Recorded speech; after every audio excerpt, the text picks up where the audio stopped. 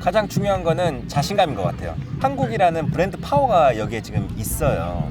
교육의 철학이라든가 가르치는 방식이 달라요. 이게 한국처럼 그렇게 막 학원을 다닌다거나 하는 경쟁이 없거든요. 한국 회사가 좀 약간 너무 경쟁하고 그런 게 있어요.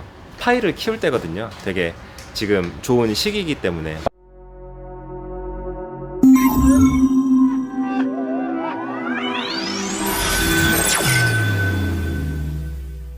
최근에 유럽에서 재밌는 트렌드 중에 하나는 한국식 편의점이 많이 생기는 추세예요. 뭐 라면 같은 거 끓여 먹는 이제 그런 컨셉의 가게들이나 한국에서 유행하는 편의점 제품들을 취급해서 또 한국 사람이 하는 게 아니에요. 뭐 아시안 사람이 하거나 독일 사람들이 운영하는 그런 샵들도 되게 많이 생기고 있어요. 그러면 한국에서 유행하고 괜찮은 것들은 여기서도 잘 되겠네요. 맞아요. 그런 한국에서 유행하는 제품들, 특히 소셜미디어 상에서 사람들이 많이 얘기하는 제품들, 많이 보여주는 제품들, 그런 제품들이 젊은 사람들 사이에서 소비가 많이 일어나고 있어요. 베트남 사람들이랑 얘기를 해보니까 자기네들이 볼 때 한국 제품을 독일에서도 소비할 때 베트남에서 잘 나가는 한국 제품들을 여기서 찾는데요. 그래서 베트남에서 유행하는 한국 제품들이 유럽에서도 통할 수 있는데 베트남 커뮤니티가 워낙 세니까 그런 큰 커뮤니티 통해서 판매하는 것도 방법일 수 있을 것 같아요. 독일에서 특히 베를린에서 생활하는 거가 굉장히 좀 괜찮아요. 특히 제 나이 또래, 제가 30대 중반에 독일에 처음 왔고 그때 제 아들이 4살이었고 제 딸이 1살이었거든요. 그때 소득이 없었지만 생활하는데 큰 어려움이 없었어요. 왜냐면 여기 현지 물가가 한국에 비해서 제 생각에는 적어도 한 30% 이상 슈퍼마켓 물가는 싼 것 같아요. 일단 먹는 거 이런 게 좀 싸고요. 여기 한국처럼 그렇게 막 학원을 다닌다거나 하는 경쟁이 없거든요. 그래서 스트레스적인 면에서도 그렇고 금전적인 면에서 교육비가 많이 들어가거나 하지 않아요. 그리고 애들은 대부분 다 무상교육이거든요. 유치원도 그렇고 학교, 초등학교, 중학교, 고등학교. 중요한 것 중에 하나가 여기 킨더겔드라고 그래서 애들 양육수당이 나와요.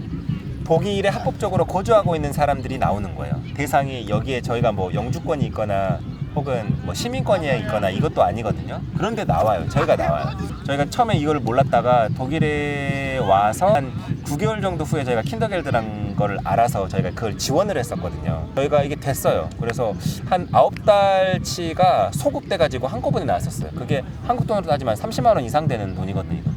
근데 2명이니까 되게 큰 돈이 목돈이 이제 들어왔었고 그렇게 해서 지금도 매월 그 정도의 돈들이 나오고 있어요. 근데 이게 만 18세까지고 대학을 가면 대학 졸업할 때까지 나오는 거거든요. 그래서 경제적으로 큰 이제 도움이 되는 게 하나 있고요.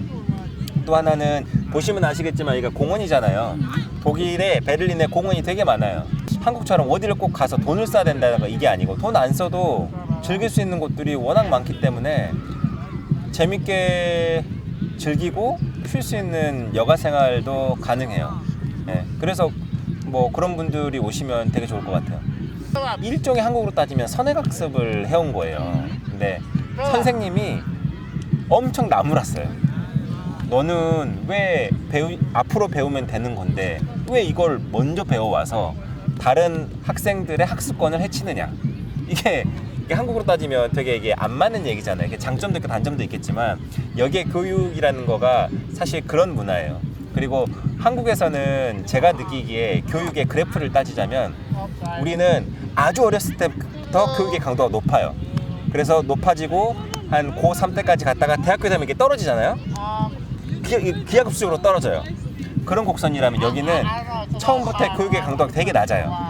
근데 이게 리니어하게 계속 올라가요. 중학생, 고등학생 되면 높고 오히려 대학생이 높고 석사 박사라면 계속 리니어하게 올라가는 거거든요. 그렇기 때문에 이게 그 교육의 철학이라든가 가르치는 방식이 달라요. 그래서 한국에서 굉장히 경쟁을 하고 뭐 경쟁하는 그런 문화를 이제 선호하지 않는 싫어하시는 분들이라면 독일이 갖고 있는 교육 철학이 맞을 수도 있을 것 같아요. 저희는 만족해요.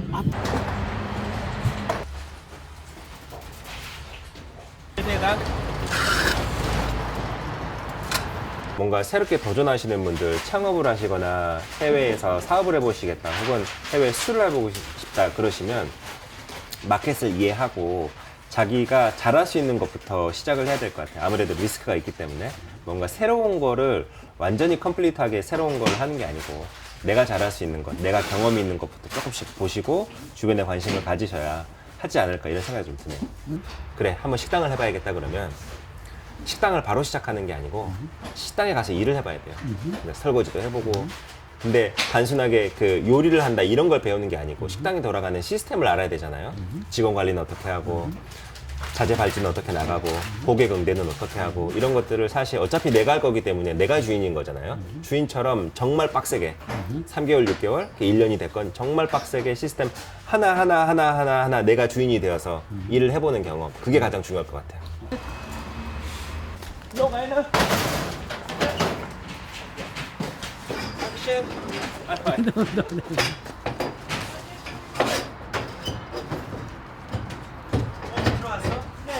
들어왔어?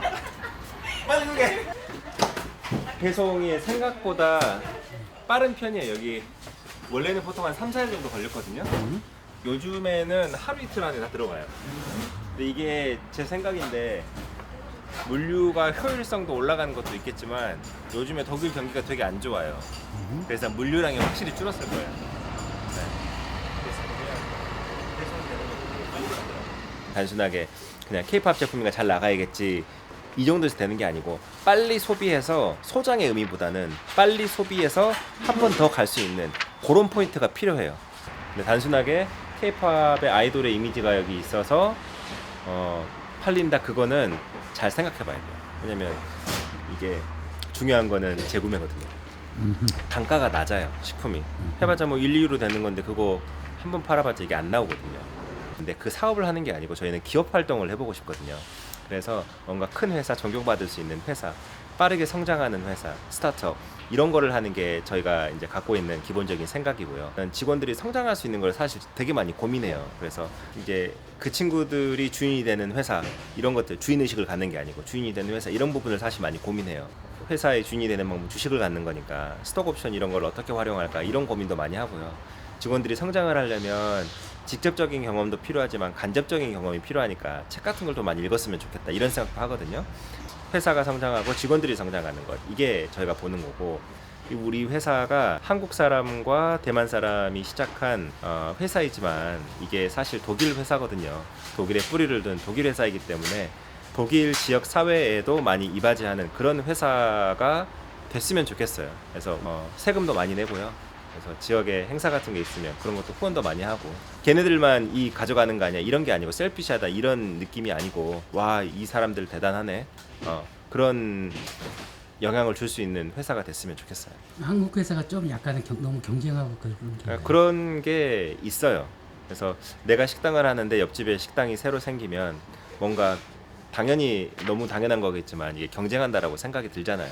근데 또 한편으로 생각해 보면은 파이를 키울 때거든요. 되게 지금 좋은 시기이기 때문에 내가 경쟁을 한다라기는 하는 그런 생각보다는 뭔가 이런 것들을 함께 만들어갈 수 있지 않을까라는 생각을 해주시면 기회가 더 많이 있을 것 같아요. 그게 오히려 그래서 가깝게 보면은 주변에 중국 사람들이 하는 걸 보면 정말 많이 서로 도와주거든요. 예를 들어서 내가 가게를 하나 차렸어요.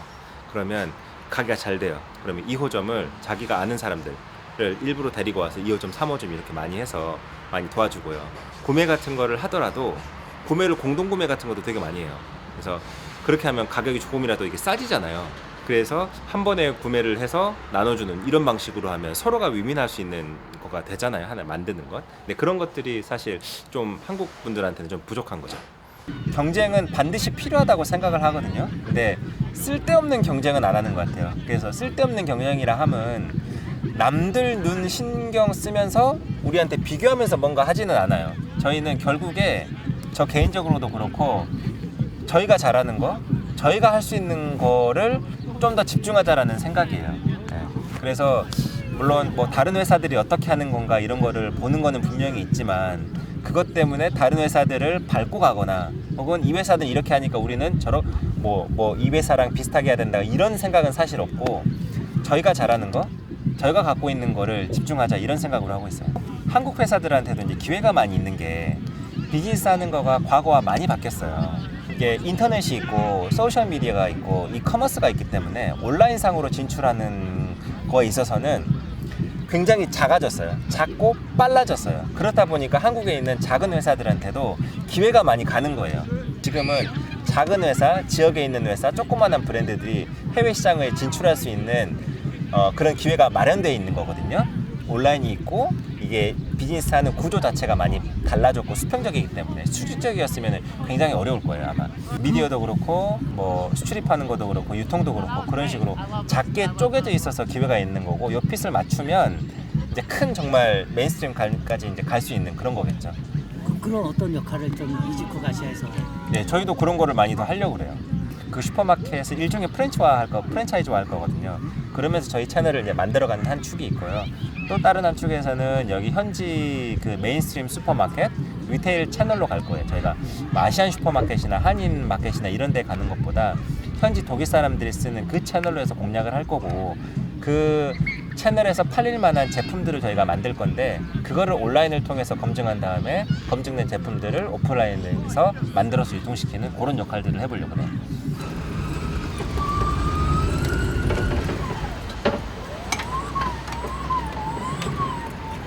잘하고 신기한 게 사람들이 기존에는 영상을 보고 그 영상 보고 끝나는 거잖아요.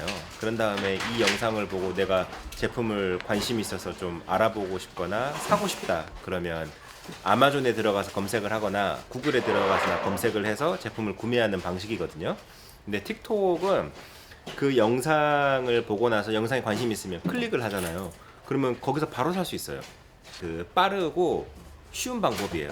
이게 콘텐츠를 만드는 사람들 입장에서도 확실한 동기부여가 되거든요. 왜냐면 사람들이 그 클릭을 해서 구매를 하면 얼마 정도의 수수료를 걔네가 받거든요. 그러니까 소비자들 영상을 소비하는 사람들 입장에서도 제품을 쉽게 소비할 수 있는 게 하나가 있어서 장점이고, 두 번째로 콘텐츠를 만드는 사람 공급자의 입장에서도 구매가 이루어지면 일종의 커미션이 떨어지는 거니까 이 두 쪽 다 만족하는 거예요. 그렇기 때문에 훨씬 좀 파급력이 있는 거죠.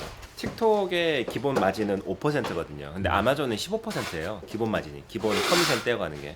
그래서 커미션이 별로 없어요. 그리고 보통 그 콘텐츠를 만든 분들이 가져가는 커미션은 뭐 케이스에 따라 다르지만 보통 5에서 10% 정도인 걸로 알고 있어요.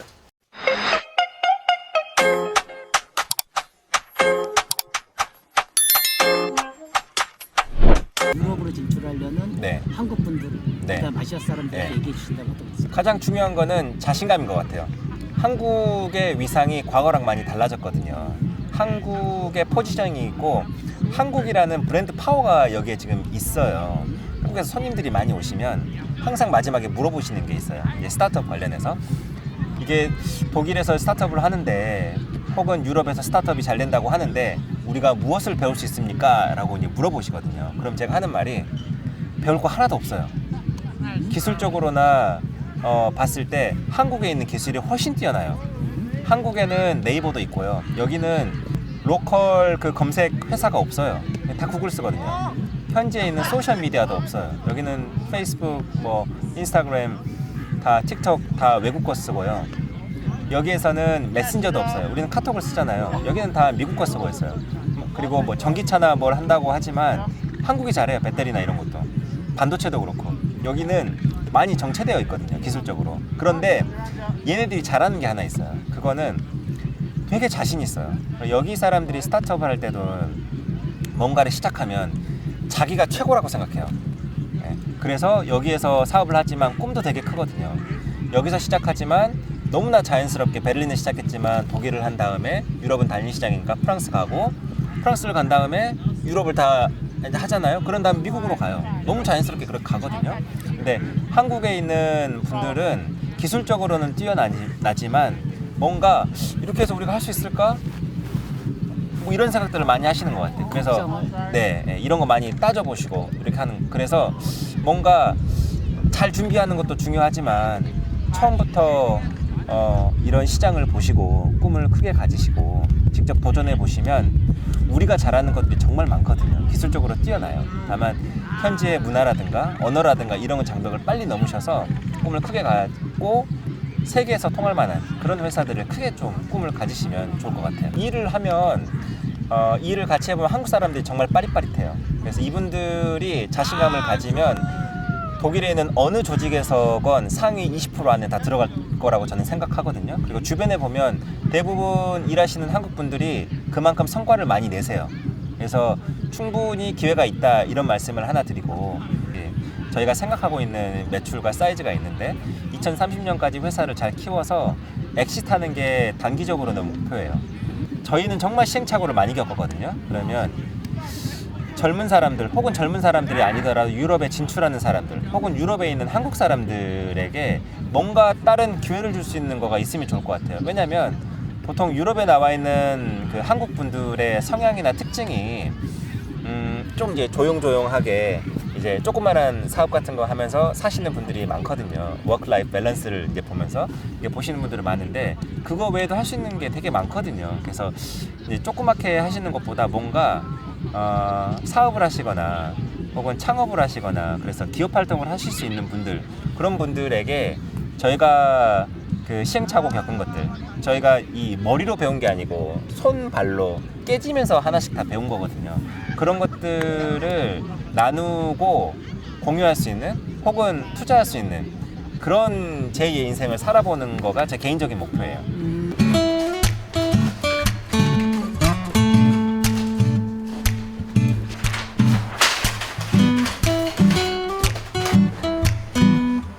야, 너 아시안 음식 하면 어느 나라 생각나? 타이예요. 두 번째가 베트남. 일본은 그러면 일본은 아시아가 아니에요. 일본은 일본이에요. 포지션이 따로 있었거든요. 한국이 갖고 있는 이 포지셔닝이 일본처럼 됐어요. 누가 좋아하느냐 하거든요. 그러면 누가 좋아하냐 그러면 20, 30대 젊은 사람들이에요. 그리고 또 5년이 지나면 얘네가 가정을 이뤄요. 그러면 얘가 비빔밥이나 이런 거를 지 애들한테 먹이는 거예요. 여기 보시는 이 젊은 애들이 소비하고 얘네가 성장하는 5년, 10년 후가 한국 관련된 콘텐츠의 전성기일 것 같아요. 머리가 좋은 사람이 발이 빠른 사람을 이길 수가 없어요. 특히 창업하는 거에서는. 스타트업은 수평한 게 좋아요. 왜냐하면 결국에는 빠르게 의사결정해서 빠르게 움직이기 위해서 그런 거거든요. 조직이 수평적인 게. 한국 사람이 장점이라고 생각하면 뭐가 있어요? 예전에 단점이라고 생각했더니 지금의 장점이에요. 예를 들면 한국의 냄비 근성. 빠르게 끓고 빠르게 식잖아요. 스타트업에서는 그 정신이 필요해요. 근데 독일 사람들은 잘 끓지 않고 잘 식지 않거든요. 그래서 한국 사람들이 왔을 때 그런 게 기회가 될 수 있어요. 유럽 시장은 경쟁이 심한 시장이 아니고 진입장벽이 높은 시장이에요. 함께 일하는 것, 그러니까 워킹 투게더 하는 거는 1 더하기 1이 3이 되고 4가 될 수 있는 거거든요.